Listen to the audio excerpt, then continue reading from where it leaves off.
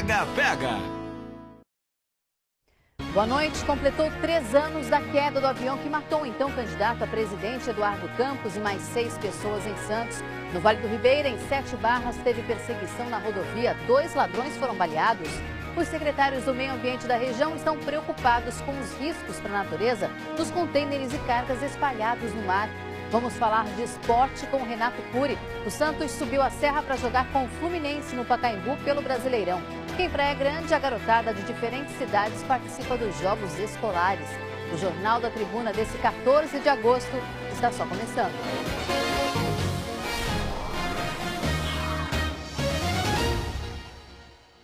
Neste domingo, completou 3 anos da queda do avião onde estava o então candidato a presidente Eduardo Campos e outras 6 pessoas em Santos. A aeronave caiu no quintal de uma casa no bairro Boqueirão e os estilhaços atingiram diferentes imóveis. Há poucos dias, uma juíza de Santos atendeu a um pedido da família de Campos e os processos seguem na justiça.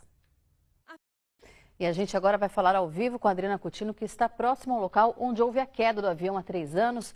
Boa noite, Adriana. Ainda há outras investigações sobre esse caso que ainda não foram concluídas? Sim, Melissa. Boa noite a você, boa noite a todos, a do Ministério Público Federal e da Polícia Federal.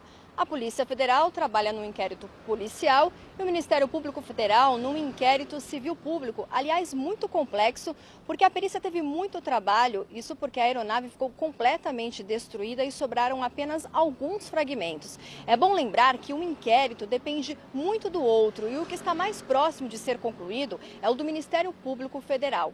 Há também outra informação importante. Muitas vítimas que foram prejudicadas com a queda da aeronave ainda não obtiveram uma resposta da justiça. Uma delas é o dono de uma academia que fica aqui na rua Alexandre Herculano. A academia ficou quase completamente destruída, a piscina ficou comprometida, muitos equipamentos foram destruídos com a queda da aeronave e até agora ele aguarda uma decisão judicial. Ele moveu 2 ações, uma contra o PSB, partido do então candidato a presidente Eduardo Campos, e outra contra o dono da aeronave, mas ainda não há uma resposta até agora.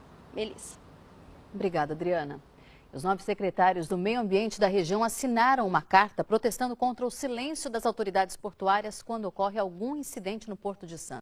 O DESP disse que, apesar do acidente ter ocorrido fora da área de jurisdição da empresa, não mediu esforços para dar suporte aos órgãos competentes e informou que vai marcar uma reunião com todos os secretários de meio ambiente para os esclarecimentos necessários e solicitar a eles as reais intenções de se comprometerem com o plano de auxílio mútuo do Porto Estratégico e necessário para a relação Porto-Cidade.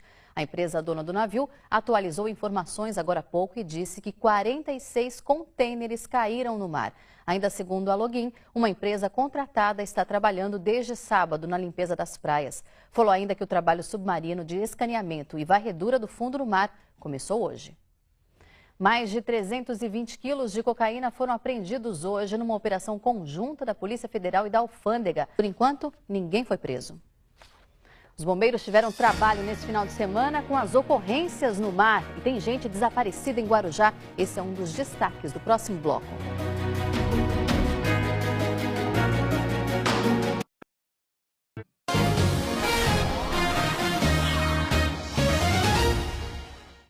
Morador do Guarujá, Vitor Vicente, mandou imagens para a gente de um bombeiro salvando surfistas na Praia das Astúrias.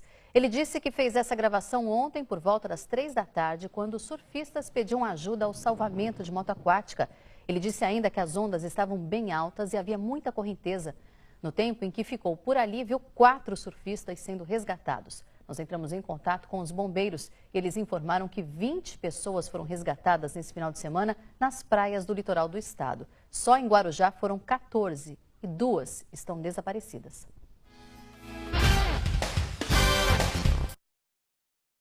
O Santos entra em campo daqui a pouco no Pacaembu contra o Fluminense pelo Campeonato Brasileiro. Vamos falar com o Renato Cury, que já está por aqui.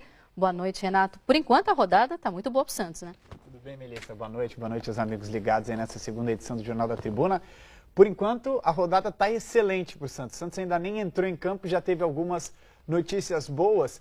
Pelo seguinte, os concorrentes, né, ali por essas vagas nas primeiras colocações, o Palmeiras, o Sport e o Flamengo não venceram na rodada, quer dizer, estacionaram ali na tabela de classificações. O Grêmio, que é o segundo colocado e por isso, obviamente, concorrente direto do Santos, terceiro colocado, perdeu para o Botafogo ontem, no Rio de Janeiro. Então o Santos hoje é o terceiro colocado com 35 pontos. Se vencer o Fluminense hoje à noite no Pacaembu, vai a 38. Encosta no Grêmio, o segundo colocado, que é 39, e abre 5 pontos de vantagem para o Palmeiras, que é o quarto colocado, que ficaria com 33. Por isso, até agora a rodada foi tão boa. Claro, para ela ser ainda melhor, o Santos precisa vencer o jogo de daqui a pouco contra o Fluminense lá no Pacaembu. E o Santos anda com bastante sorte também lá no Pacaembu, né? Pois é, há um bom tempo jogar no Pacaembu tem sido maravilhoso para o Santos. Não à toa os jogadores costumam dizer que o Pacaembu é a segunda casa do Santos. A gente vê aí imagens da última vitória do Santos, vitória recente, vitória de virada. Foi uma vitória que o torcedor assim ficou maluco. O Santos chegou a estar atrás no placar contra o Flamengo, tinha sido eliminado pelo Flamengo na Copa do Brasil, então já estava rolando aquela rixa, e aí o Santos de virada, o gol do Alisson é o golaço de fora da área, e o Ricardo Oliveira fez de cabeça o gol da vitória por 3-2, e aí com essa vitória o Santos conseguiu manter uma invencibilidade no Pacaembu que já dura muito tempo. A última derrota do Santos lá na capital, no Pacaembu, foi na final do Campeonato Paulista de 2014, quer dizer, já tem 3 anos que o Santos vem jogando com alguma frequência lá. São 23 jogos de invencibilidade no Pacaembu, 22 vitórias e 1 empate. Não à toa o Santos gosta tanto de jogar lá e a expectativa hoje é de que o estádio tenha um bom público. E falando do jogo de hoje, como é que o Santos vai entrar em campo? Pois é, olha, eu vou te dizer, o Levir Coupe, ele mexeu um pouco no time e aí os cartoleiros, né? Aquele pessoal que joga o Cartola, aquele jogo da Globo.com, onde você tem o seu time e aí você pode escalar. Os cartoleiros ficaram muito bravos com o Levir Coupe. 1.800.000 cartoleiros colocaram o Bruno Henrique no time. E aí o Levir Coupe no fim de semana resolveu que vai poupar o Bruno Henrique, vai poupar o Copete e vai poupar o David Braz. A gente vê algumas das imagens aí do Bruno Henrique, que tem sido um dos diferenciais do Santos nessa temporada. Ele é o artilheiro do time em 2017, só que como tem disputado a maioria das partidas, ele está cansado, né? Natural, são muitos os jogos, e aí o Levir optou por poupar o Bruno Henrique e pela mesma razão poupa também o Copete e o David Braz. E aí os cartoleiros que já tinham escalados um desses 3 jogadores, ou de repente até os 3 jogadores, vão perder alguns pontinhos no Cartola, mas os meninos precisam descansar também. O Santos, então, vai ter aí algumas mudanças lá no ataque. Vladimir Hernandes e Thiago Ribeiro serão os substitutos desses 2 jogadores. E na defesa não joga o David Braz e muito provavelmente quem vai jogar vai ser o Gustavo Henrique, que era um zagueiro que foi titular durante muito tempo no Santos. É uma revelação das categorias de base do Santos, já foi da seleção de base, já foi convocado para a seleção brasileira.